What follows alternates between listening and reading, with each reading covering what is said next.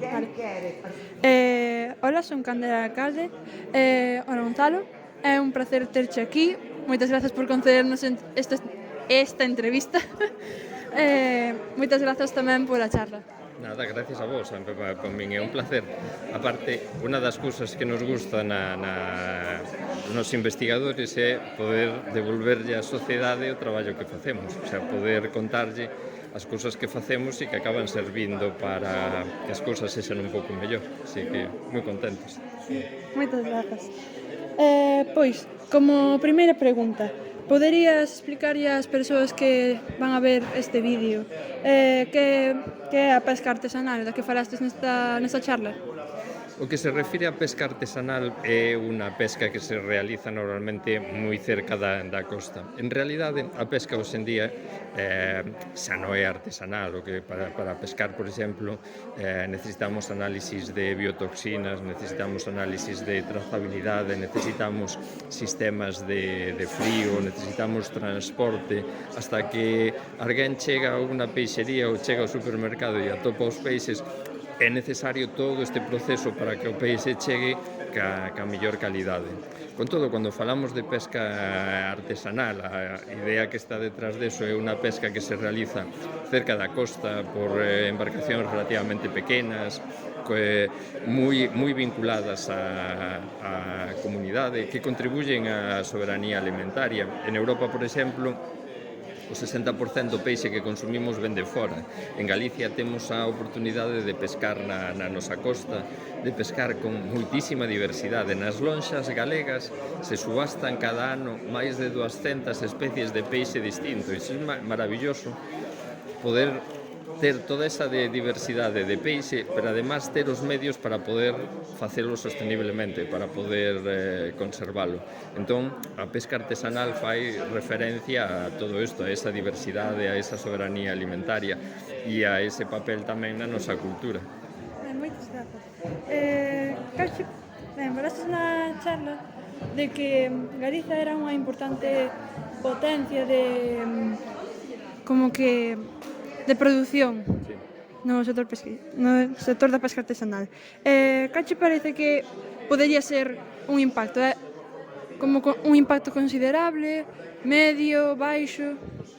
A pesca ten un impacto moi elevado na economía galega, porque ao redor da pesca non só está a actividade pesqueira, están a actividade de fabricación de redes en Boiro, por exemplo, se fabrican partes de redes, está a fabricación de envases e embalaxes, está a transformación, está toda a conserva, que é importantísima no Barbanza, están os suministros navais, están os varadoiros, están os asteleiros. En Galicia non seríamos unha potencia en produción de barcos se non existira a pesca previamente.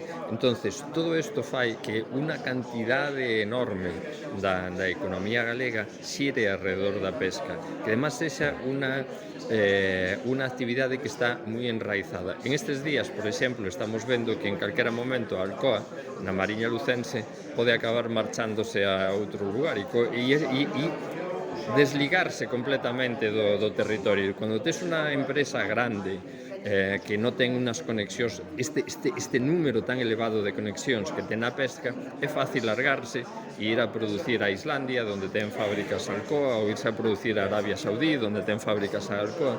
Pero a pesca está enraizada aquí, os proveedores están aquí, os das redes están aquí, os mayoristas están aquí, os exportadores, o todo o sistema científico para poder axudar a esa pesca. Entón, a pesca é probablemente o sector no que estamos máis especializados, non o que máis producimos. O textil, Inditex produce máis, pero a pesca é no que estamos máis especializados, unha forma rápida de decir que é o que facemos mellor.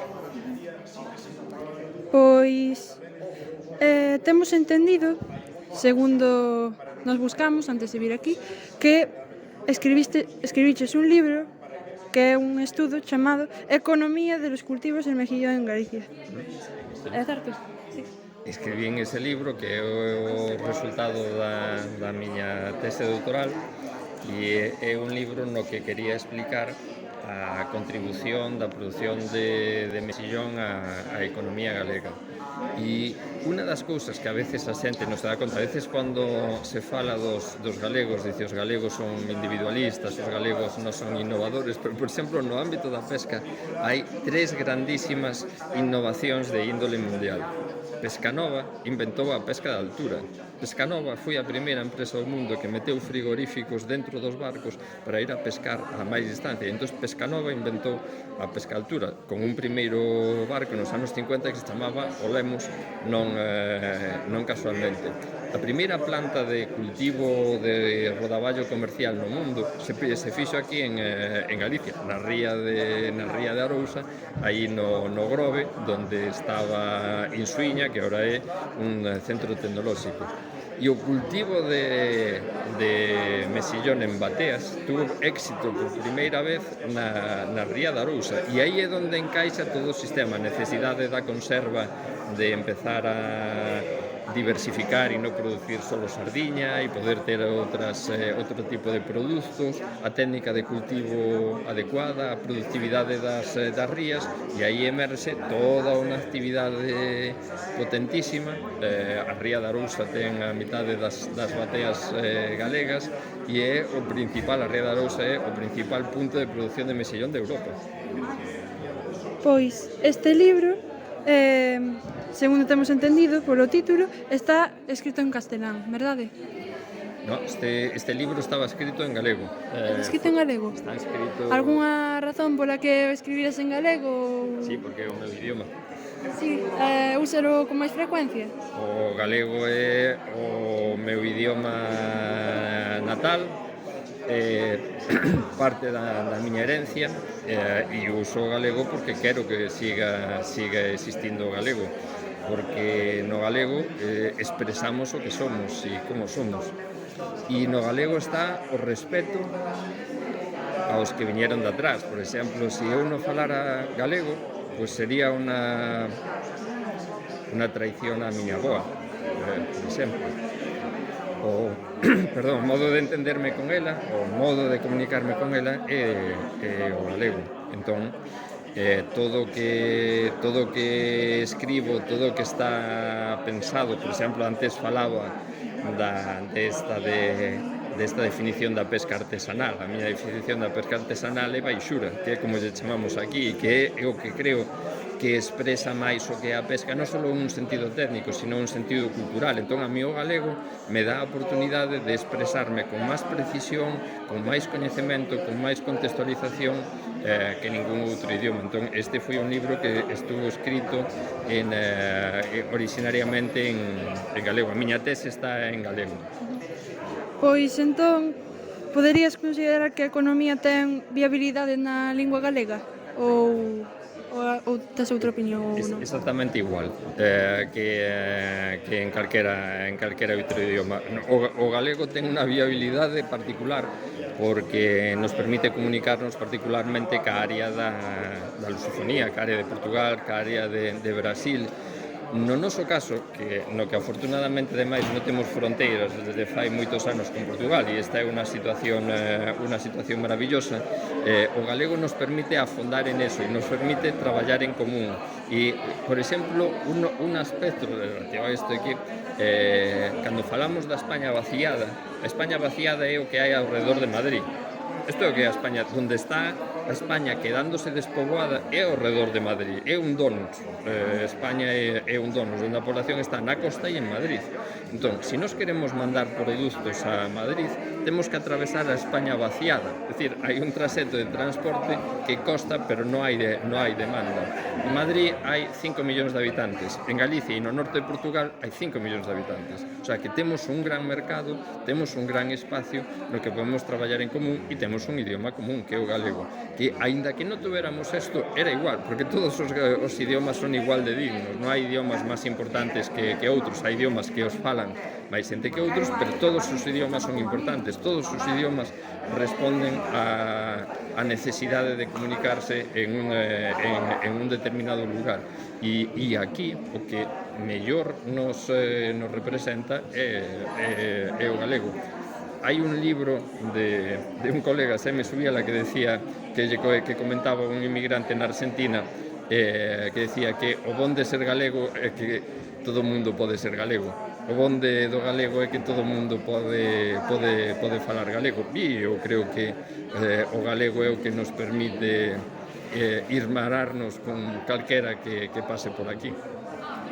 Ben, moitas grazas. Consideras que o conxunto da sociedade galega é consciente do papel da pesca na nosa economía? No, eu creo que, por un lado, a pesca está moi incorporada no noso ideario, na nosa cultura. O que comentaba antes da rianxeira como segundo himno galego, que todo o mundo se sinte representado con estas cancións, ou cando hai unha festa todo o mundo canta Catro vellos mariñeiros van nun bote, ou este tipo de cancións que forman parte, non importa se eres do Caurel ou eres de Verín ou eres de Rianxo, estas cancións forman parte da nosa tradición, pero a hora de entender a importancia, eu creo que só se ve unha parte da pesca, e entón asocias a pesca coas redes, o barco e tal, pero en realidade a importancia da pesca se estende por aquí. Hai empresas de transformación de pescado en Ourense, en Lugo, quer dizer, é algo que vai impregnando o conxunto da economía galega e é un pilar indisoluble. Entón, a veces na pesca acaban primando discursos negativos, demonización da actividade pesqueira, cando a actividade pesqueira en Europa é unha actividade pesqueira estrictamente controlada, na que hai un esforzo científico tremendo para garantizar a sostenibilidade, onde a xestión das pesquerías é a máis avanzada do mundo, onde además se trata que isto se faga cas mellores condicións laborais para os mariñeiros, e todo este outro aspecto da pesca é algo que a sociedade non lle acaba chegando, e acaban chegando ideas así máis romantizadas da pesca. Eu creo que hai sectores da sociedade que abogan pola desaparición da pesca directamente, porque non se pesque, por exemplo, en altura. E isto no fondo é unha barbaridade, porque en este planeta somos 8.500 millóns de habitantes e todos comemos. Vamos a chegar, afortunadamente, a boa noticia é que cara a 2070 a población mundial se va a paralizar. Isto, a vosa xeración verá pararse o crecemento da población mundial e empezar a decrecer a poboación mundial. Pero hasta que cheguemos aí, todo o mundo ten dereito a alimentos, e a pesca é un soporte esencial da alimentación mundial. Si nos quitamos a pesca, hai que sacar ese alimento de algún lado. Sacar ese alimento de algún lado significa que hai que deforestar selvas para plantar soya e alimentar as ganaderías, hai que roturar terras para facer cultivos, hai que incrementar a produción en outros lugares. A comida ten que salir de ningún lado. Entón, parece máis razonable buscar un equilibrio con unha pesca sostible, con unha pesca que se axuste á capacidade de produción da natureza, pero que explote o conxunto das pesquerías que nos permitan alimentar a poboación mundial. Última pregunta, xa para rematar. Falaches antes da nosa responsabilidade como consumidores, consumidoras. Pois, poderías nos decir que podemos facer para colaborar co sector da pesca, desde a perspectiva, claro, dunha economía sustentable? Bueno, eu creo que unha das cousas que é moi importante é o que estades facendo agora de intentar cambiar o relato da pesca, e sobre esta imaxen superficial e sobre esta imaxen estereotipada da pesca, dar a coñecer este conxunto da realidade. A pesca está moi asociada tamén ao consumo que facemos. En Galicia temos unha variedade de peixes brutal, de todo tipo, e que veñen de todas as partes do mundo. Podemos comer pota, calamares, xurelo, sardiña, mexillón, berberecho, a cantidade de produtos que temos por aquí. E eu sí que creo que é importante axudar a conservar ese consumo e esa tradición e a nosa dieta, porque a nosa dieta é unha das características. En España se fala moito da dieta mediterránea, é unha dieta estupenda, a mí me encanta, verdura, e moita verdura e moito peixe, pero tamén está a dieta atlántica, con moitísima verdura e con noso peixe, que nos axuda a manter unha moi boa calidade de vida. Parte da nosa longevidade, parte da nosa saúde, parte do benestar está asociado a eso que tradicionalmente viñamos comendo. Entón, bueno, na medida en que se poda ir cambiando esta parte de consumo, eu creo que é unha axuda fundamental. Ben, moitas grazas, Gonzalo. O libro, acabo de lembrarme que estaba escrito en castelán, por petición da editorial, que quería publicar o libro en América Latina tamén. E entón me pediron en castelán, pero a tese estaba escrita e foi escrita, leída e pensada en galego como todo o que falo. Vale, moitas grazas. Perdón pola confusión que non me lembrei. Nada, moitas grazas. Gracias a vos. Sorte con isto. Grazas.